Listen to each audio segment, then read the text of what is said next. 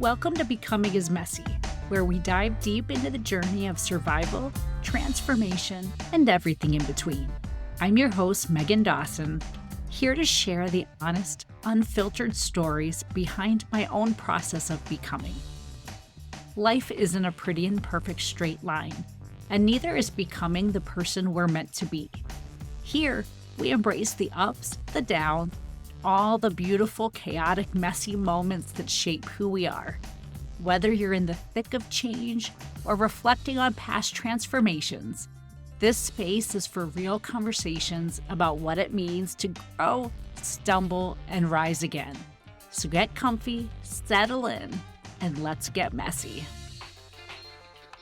Hello, Messies. I'm especially excited for today's conversation because it's been building in the background for a few weeks. If you happen to tune into episode 16 with Dr. Red Hoffman, you might remember that she recommended a book, This is Body Grief by Jayne Mattingly.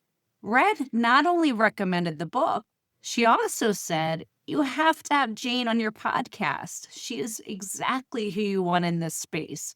And once I read the book, I knew that she was right. Body grief is both deeply personal and yet universally relatable for anyone who's ever felt let down, betrayed, or confused by their body. Jayne Mattingly puts into words so much of what my experience has felt like, living in a body that I loathed for the first 30 years of my life, a body that I blamed for my pain, my addictions, and my shame. Jayne is a disability advocate, eating disorder recovery coach, the founder of the END Initiative, and CEO of Recovery, Love, and Care. She has lived through 19 surgeries, a spinal cord injury, and multiple chronic conditions, including intracranial hypertension and endometriosis. She writes with brutal honesty and boundless compassion about what it means to grieve the body you thought you'd have and how to find peace with the one that you're in. I'm so honored to introduce you to somebody who has quickly become an inspiration to me. Jayne, welcome to Becoming is Messy. Thank you so much for having me. I'm just so excited to be here. Awesome. All right. Help us set the stage for today's chat. In just a few words, how would you describe this current season of your life? Oof. Well, I'm in a lot of joy right now that everyone is able to understand and have this book. I was writing this book for 3.5 years, and I'm just so happy it's out in the world and we can all start healing together. This is Body Grief, Making Peace with the Loss That Comes with Living in a Body. I think a misconception that is so often had is that we are grieved, that we get to a destination and check, we're done. But no, I am continuing to grieve and I am continuing to heal. So that is very real for me. I'm still very much in my body grief and I will continue to be in that. But it's compounded, right? And we're continuing to heal. But I'm just in a lot of gratitude and joy, receiving so many messages and testimonials, just being able to connect with people over their stories. Yeah, I'm just really feeling that. Oh, I love that. I feel Yeah. like joy, connection, so Yeah. excited. I feel like just what you've named and put out in the world, I think so many of us have been craving to have words for. Mhm. And so I just had goosebumps thinking of the Ooh, amount of connection that you're creating in this world. So thank I you. so appreciate that and can't wait to dive into the book. I have lots of questions there, but before we dive deep into that, every becoming story has its own messy path. Yeah. Take us backwards a little bit. What has brought you to this moment where you have become the advocate that you are and you put this book into the world? What are some of those twists and turns that have led Ooh, you to today? so many twists and turns. Yes, right. And everyone has them, right? Of course. But for me, it really started when I was younger. And I talk about this very much so in the book and within everybody's journey is body grief is so universal and it starts when we are in a body. Grief is inherently just when we are in a body and having a body. And I would say that my body grief journey really started when my body started to change without my control. And that was when I became very body conscious when I was 9 years old and went through puberty at a really young age. And I don't think I was aware. I know I wasn't aware of these emotions and the name for it, body grief. But now, with hindsight, I know that's exactly what was happening. And I cover all of that. And with that, and knowing, now what I know, all of that was body grief. And to protect myself from the feelings and the big emotions that were happening and the changes that were occurring that I could not control within myself as a little 9-year-old, and the male gaze that was happening in my little body that was becoming a woman, I coped through restriction. I coped through making myself as small as possible, both symbolically and physically. And that manifested itself into an eating disorder. And I was a dancer, and, that only lent itself more into the eating disorder and body image problems. And it went under the radar, which is really common for eating disorders, especially Yeah, within that definitely. time, early 2000s, is really misunderstood. And then I, sought recovery when I was about 22 years old. And then I received my master's in clinical mental health counseling, turned my problem into my purpose, right? And my purpose into my passion, very internalized capitalism. And then I was helping people within their eating disorders and their body image, and I was shouting from the rooftops, "Don't work out and don't move for what your body looks like, do it for what your body can do, what your body can do." And I was so proud of that sentiment. And at that Yeah, time, like, that was kind of a revolutionary statement, definitely. Yeah, like people were definitely. like, "Oh, yeah." And, I was seeing clients and I was doing events, and then all of a sudden, I was 27 years old and I was non-disabled, quote unquote, healthy, whatever that might be. I became incredibly ill. I lost my sight. I was diagnosed with a rare neurological disorder called intracranial hypertension, and I had my first of many brain surgeries, and my life completely halted. I was faced with that sentiment of love your body for what it can do. My body's not doing anymore, Yeah. and my entire world came crashing down. I was like, What now? Where's my worth? Where's my value?" I realized all this work I was doing with my clients surrounding the loss that they had with their eating disorders and their bodies, I was facing it too, but just in a little bit of a different way. And I was like, "This is body grief. I am Right. grieving this life that I had, this life that I felt I was entitled to, this life that I want." And I started going through all of these phases. And so my life really changed. I was then diagnosed with a genetic disorder I was born with that really made sense as we looked back on things, called Ehlers-Danlos syndrome. It's a connective tissue disorder. And again, I had 19 brain and spine surgeries over 6 years' time, a total hysterectomy as well. I sound so dissociated when I talk about it because I have to be, right? It's Yeah, yep. grief. It's big grief. But I also talk about how there's no hierarchy to suffering. And, grief can be from body grief can be from literally getting a paper cut to puberty to gender dysphoria to racial inequity to pregnancy loss to, you know, miscarriage. It could be, to menopause. That was kind of what got me into this work, and I realized I wanted to study, and I wanted to hear people's stories, and I wanted to really start to research this, and that's what came of this book. Wow, your phrasing, there's so much I wanna touch on there, but one thought I had was your phrasing of just how you sound matter of fact talking about these things, Yeah, and I get that a lot. People will right. say to me, "Where's your rage? Aren't you mad? Aren't you pissed off?" I've gone through all of those phases, but I also think my own coping has been to smile and bear it and view myself as a survivor and I Right. am strong. Yeah. I had those feelings of, okay, eventually accepting what my body can do, then something else was taken away. Right. Some other chronic illness would pop up, some Yep. other limitation, and it's been a never-ending cycle.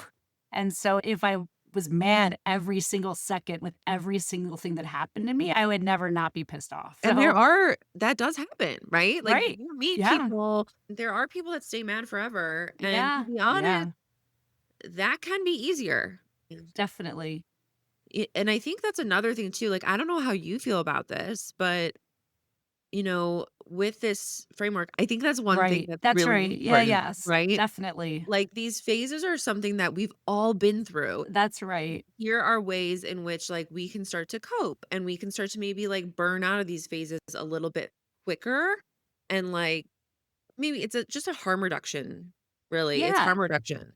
And what I like to look at is, okay, so maybe and these phases are multi-cyclical, and they're nonlinear, and it's like there's no destination, and I was in, apology this week. And then last night I was on the porch and I was bawling my eyes out. And then I realized, like, but I'm using all my skills and I'm feeling my feelings and I'm in my mind, body, spirit connection. And like, this is how healing body grief looks. Where Yes. in the past, I would have been not feeling the pain, like, not feeling my body grief, fighting through the pain, probably cleaning my house on my knees, because That's that's right. how I used to do it. Yeah. And some people would have been, like, throwing back drinks, self-medicating, and then being really angry to their family, and I'm talking about maybe if their body grief was chronic pain, which is Of course. very much mine, Yeah. and so, like, I wonder if that's for you, like, does it show up like that too, like, in waves? In waves, yes. I feel like that resonated so strongly with me in that I used to view life as that upward growth where you Mhm, get to the next level and you've moved past.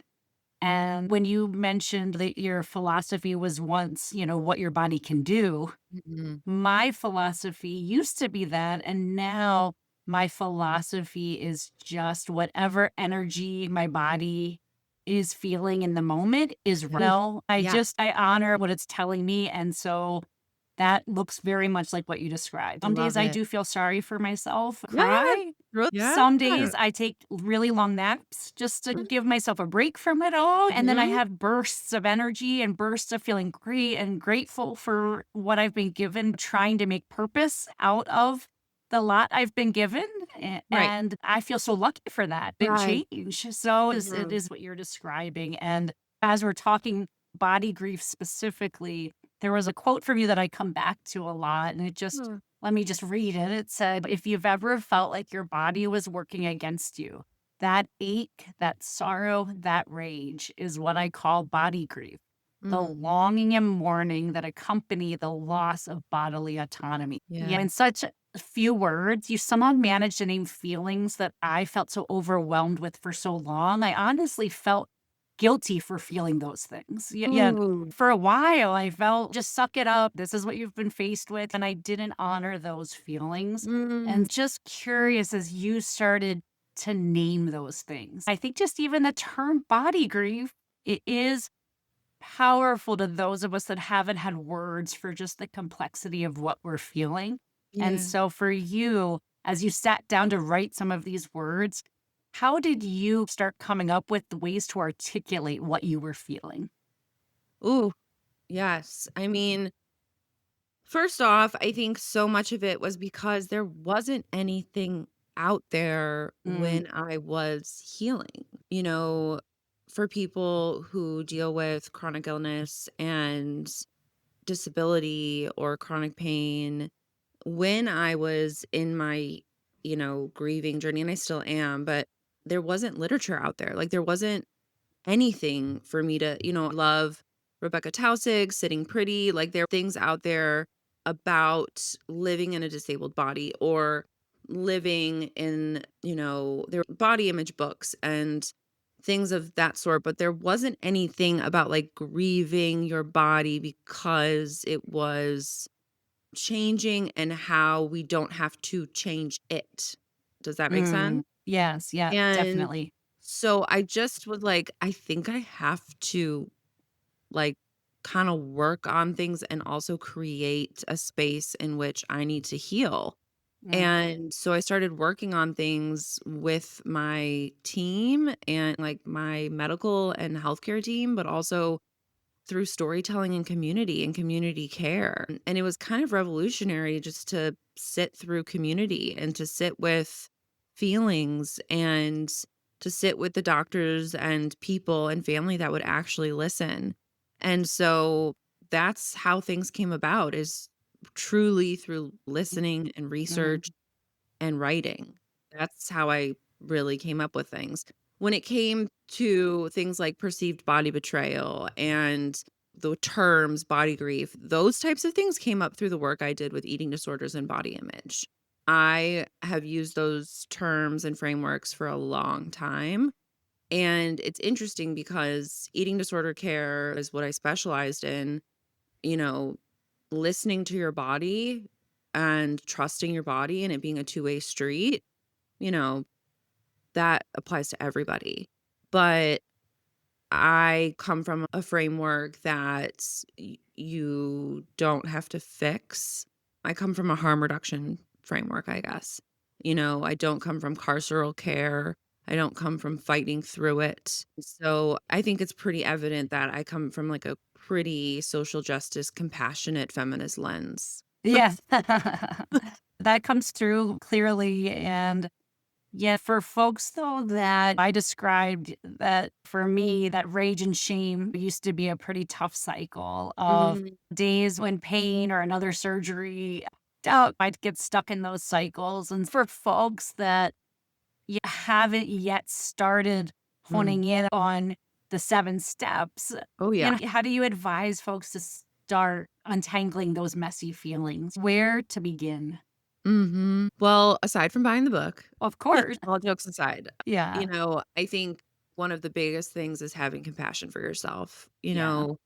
That is, and it sounds so rudimentary, but it's really one of the most important things. I see people constantly just being so hard on themselves because of the lack of patience we have for ourselves, where it's like we're just so inconvenienced by our bodies. We're so inconvenienced where it's like, oh my God, well, I have a party this weekend or it's my birthday next weekend, but I'm sick and I'm just so pissed. And that's Yes. our bodies telling us to slow down. Yeah, that is Our so body true. is going to whisper until, and if we don't listen, it is going to find other ways to tell us to Yeah. slow down. And that is a privilege because let me tell you, if we stop listening to it, it will find other ways. And when you're in like a chronically ill body or a disabled body, sometimes it doesn't do that. Okay. And that is something that I grieve. And when it doesn't send you those things, Yeah. because it's like, hey, I'm tapped out. Yeah. And it's kind of like when people say, I really don't want to get older. That is grief. That is unhealed body grief. That is valid. And aging is a privilege. That's so true. And so compassion, compassion, compassion. We have to feed, we have to water, we have to nourish our bodies, we have to be kind, we have to play, we have to rest. And usually the people that can't tap into the feelings, can't tap into the messiness, are so enmeshed in their internalized systems of oppression. They're so enmeshed in internalized control, internalized capitalism, internalized ableism, sexism. They're just like, I must do, I must hustle, I have to perform. And it's exhausting.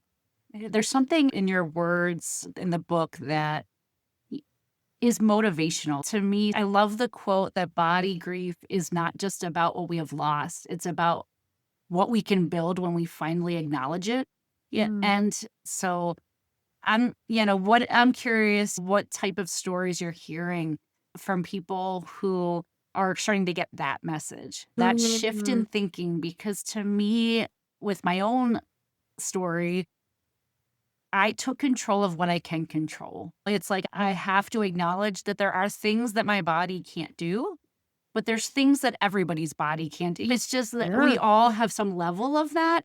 And so there's power in acknowledging just what is and Yeah. not viewing, just Right. accepting it and leveraging whatever you have to move you forward. No, exactly. I think so much of what I've heard, especially in the past 2 months since the book has been out, is not only the freedom of naming it, but this idea of people finally having a release, like an emotional release of saying, like, the weight of all of these emotions being tied up in the body, and it, like, almost like I saw yesterday, they cried like it was at the end of the book, they finally cried like it was the death of someone. They were mourning a death of someone, and it was like this freedom almost afterwards of I can be rather than do. I can be who I need to be, and I'm gonna figure this out. And in the book, there's so many things you can do, right? Like, there's tools and exercises and all the things. Because I was like, we live in a world where everyone's gonna want to do, all right? That's right. So I was like, we Yes. gotta put little nuggets in there and affirmations, but I think that's one of the biggest things I'm hearing is people feel independent, they feel more free, they feel they have more grace with themselves, and they don't feel so scared. They don't feel so Yeah. terrified. They don't feel as locked in and trapped in their bodies. Oh my gosh. Yeah. That resonates so strongly. You described the fight phase of body grief as trying to hustle your way back to your old body, your old life. Yes. Hey, Messies. Quick pause before we dive back in. If you're loving these conversations and want a little extra support on your own becoming journey, head over to meghandawson.com. You can sign up for my weekly email. It's like a little love note from the messy middle, filled with stories, tools, and truths to help you feel less alone. And if you're looking for personalized support, I've got a few spots open for one-to-one coaching. If that's been on your heart, let's talk. All right, back to the episode.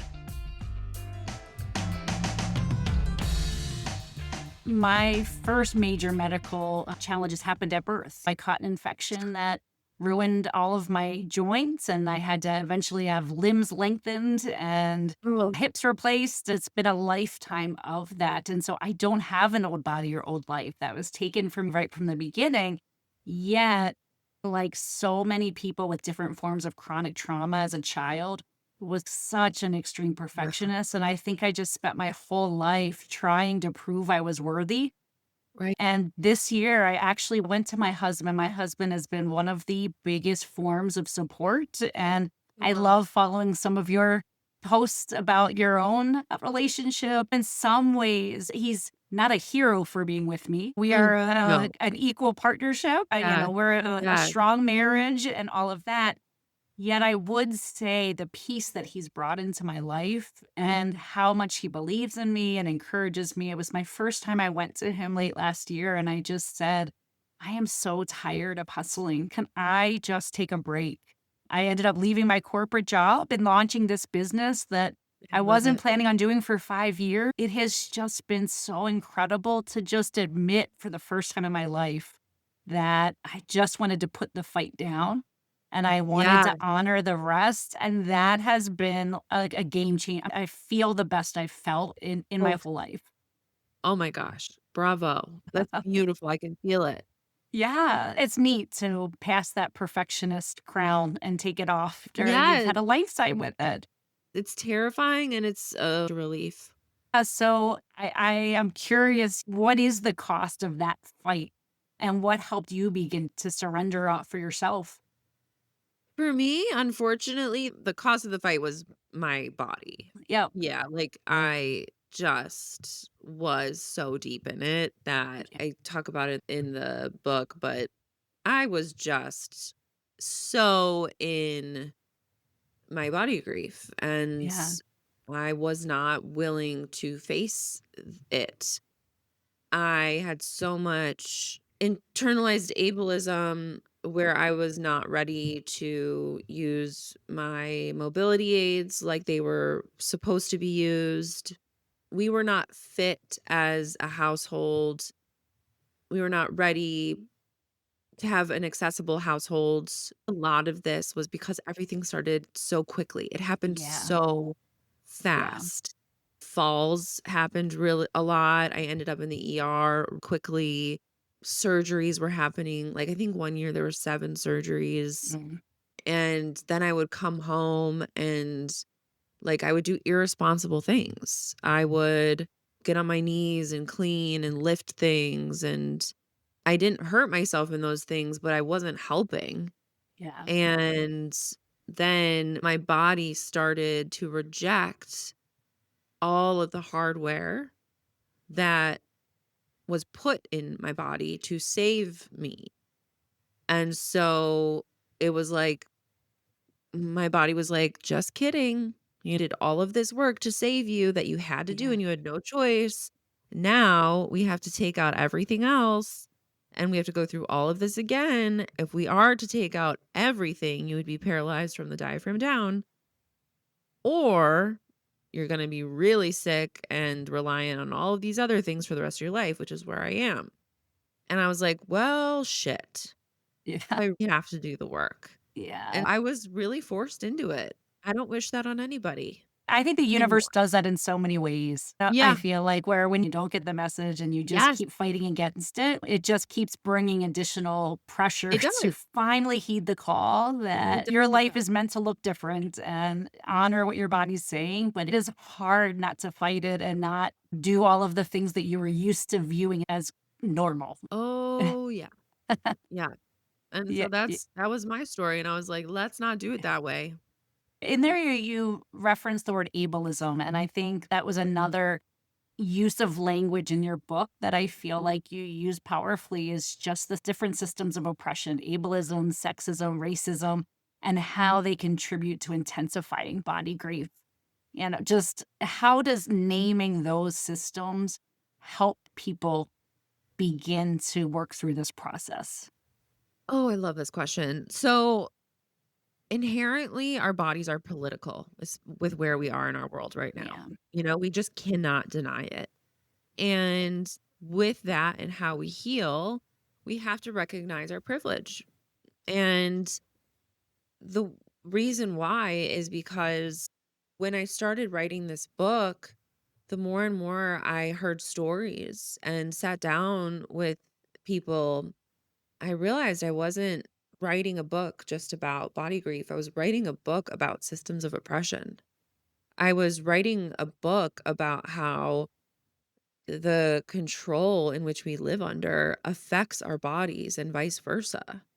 And how if the systems of oppression were gone, we really wouldn't have much body grief at all, except for pain. Really, we wouldn't have much body grief. So, I think disability is a great example. So, being disabled isn't bad, and I think that is where ableism comes in.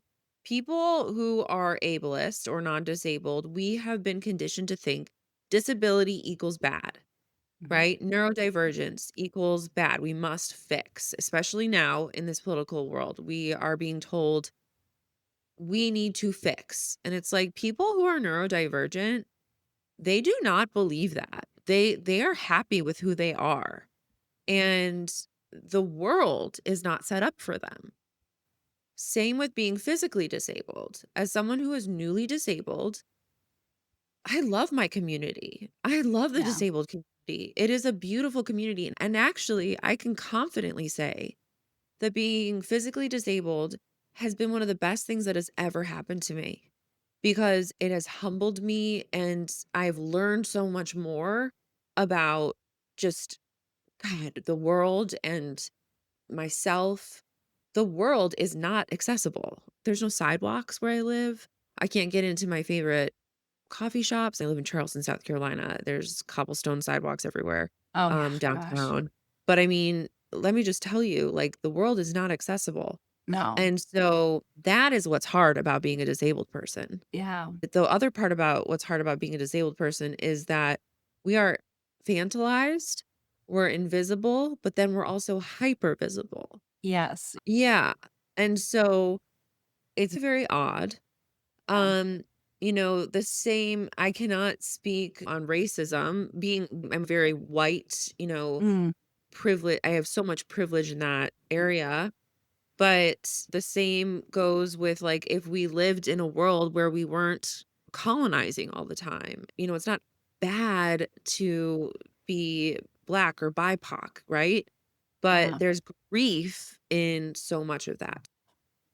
And there's grief in being trans, but not because you are trans, but because of how the world treats, Yes, my right? gosh. You have so many light bulbs going off, Right. of experiences that I've had that I haven't been able to articulate why they hurt so much, and one that comes to mind is, I don't know if I've ever told this story, but I have a vivid memory of a boyfriend I had when I was in 3rd grade. He was the most Oh. popular boy, and he asked me in a note to be his girlfriend, Mhm. and he was my boyfriend for a year, which really he was my best little friend. Like, we did Love this.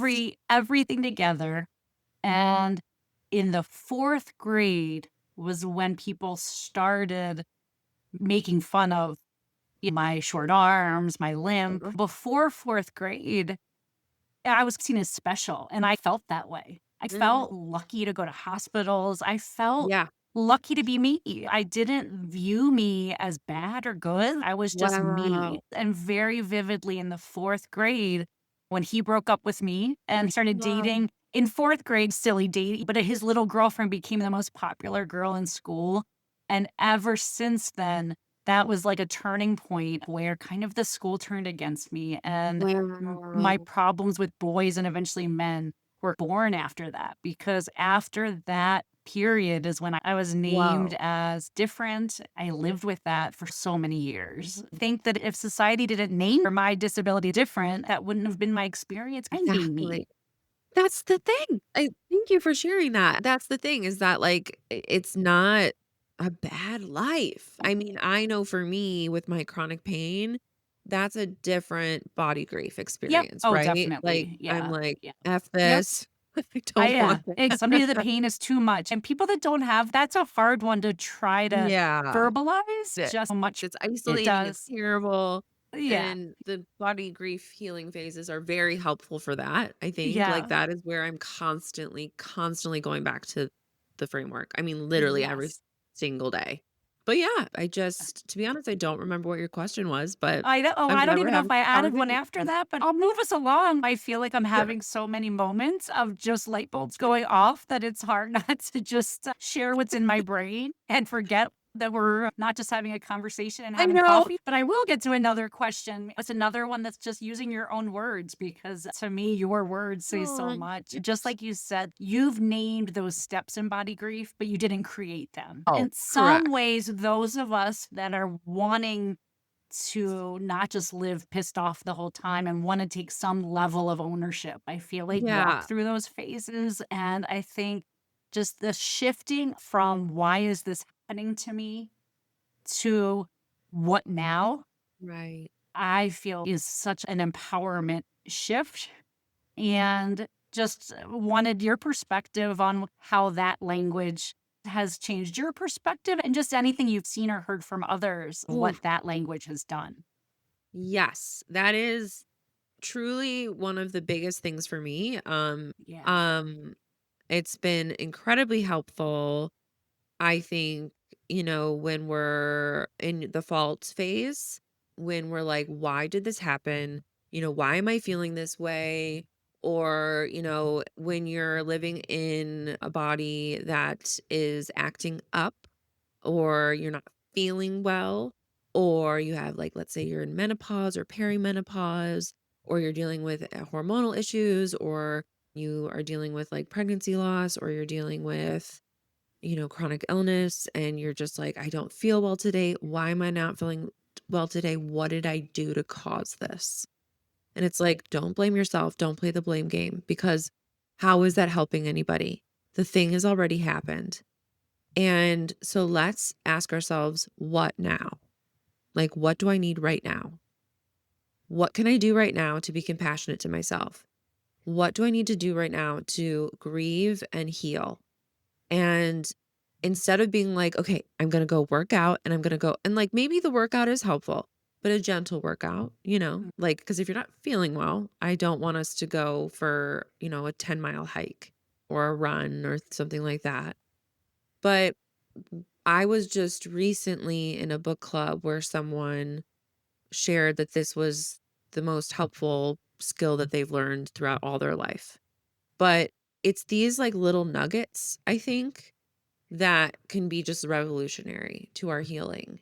Yeah, definitely. Or it's just No. is it's just like a snowball. Like, when you Right. start getting it might feel foreign at first, you might push against that, and you might still be pissed and sad, but I feel like when you start doing that mantra of, "What now? What's next?" It becomes like a meditation, and Yes. your gut begins to Yeah. answer.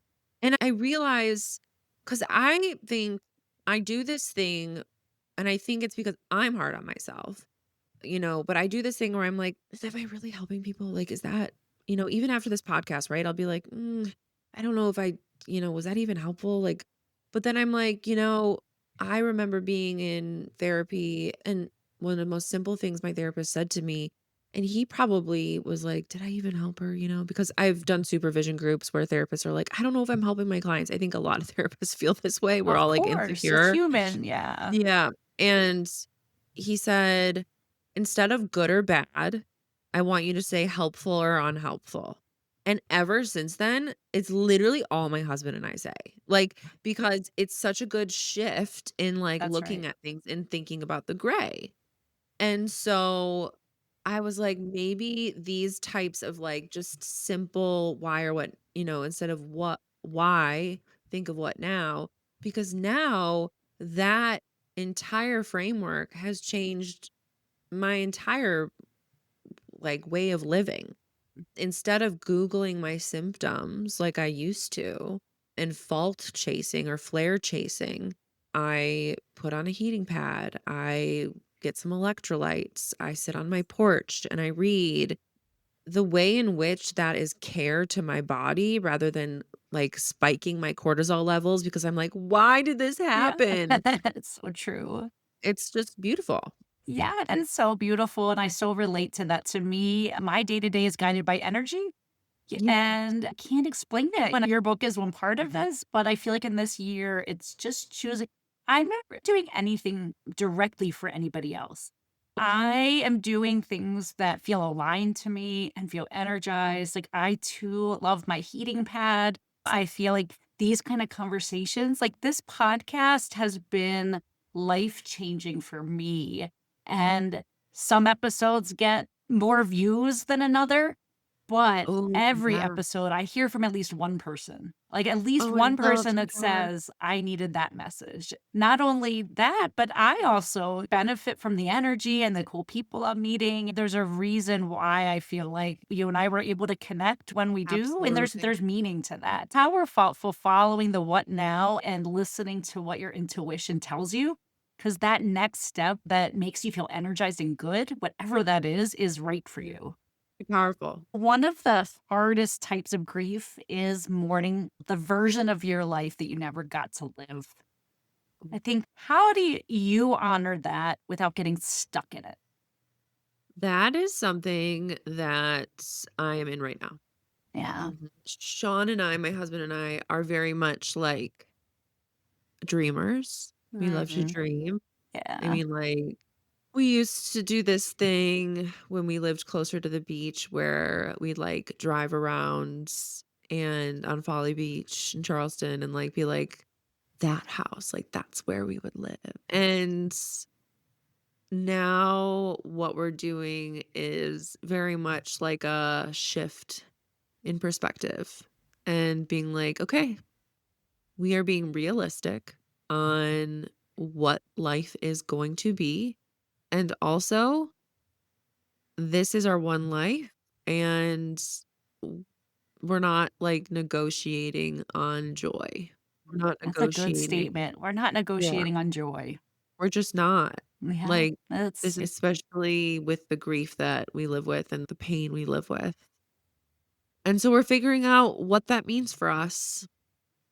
And, you know, yeah, that's truly what we're doing is we're having like right now conversations about what that means and if that means renting out the house and traveling or yeah. I I mean, just truly. in your response, you use the phrase realistic as well as not treating on joy. I Mm, feel like sometimes it's like we feel like you can't have both of those. You know, right. that joy is this pie in the sky thing when Yeah. you're struggling with the types of things that we're talking about. Yet Right. I feel to me, it's powerful to hear that you could hold truth, you could feel pain, yet Mhm. you're not settling for anything less than joy. Yes. I think when people hear grief, they're like, "Ooh, it's too Yeah, heavy." yeah. Yeah. And it's like there's so much gratitude and joy when it comes to healing your grief and your body grief. Like I've never felt this much joy in the last 7 years. Like my joy is bigger because I'm healing the grief. Yeah, I find they say that grieving a person is Mm. proof that you had love in your life. And I Uh-huh. feel like grieving a body is no different. Grieving what could Yeah. have been, I feel like just means that, that there's things and dreams and there's love within you and it's not a Uh, negative to feel those. To me, it's cathartic and that heals you forward to just allow absolutely. yourself to feel it. Absolutely. Yes. I mean, it's all very real. And I think a lot of people are going through that right now Mm, with loss of bodily autonomy yeah. politically and where we are and reproductive rights and all the things. It's just very weird time. Such weird times, yet I also have hope. I've always believed that there's balance to the universe, Mhm. and the lower we go, if we Ooh, allow that. yes. And I think right now that is true on the individual level, all the Yeah. way that Yeah. there's struggle right now, but pretending there's not struggle is limiting overcoming it and going higher. Ooh, interesting.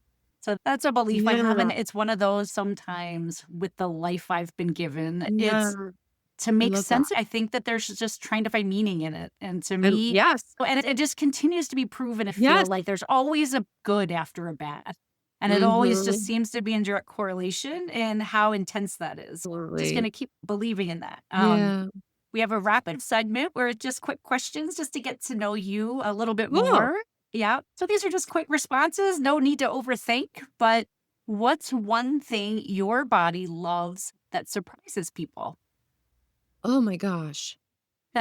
Uh, Yeah, surprises you or just unique to you? I love dancing. Yeah. Dancing is my favorite. Yes, love So, that. maybe Oh, that would surprise some people, yeah, but totally. yeah. Think that there's surprise in misconceptions of what Yeah. abled bodies are able to do. Uh-huh. Yeah, Yeah, yeah, so I yeah. would say dancing. I love that.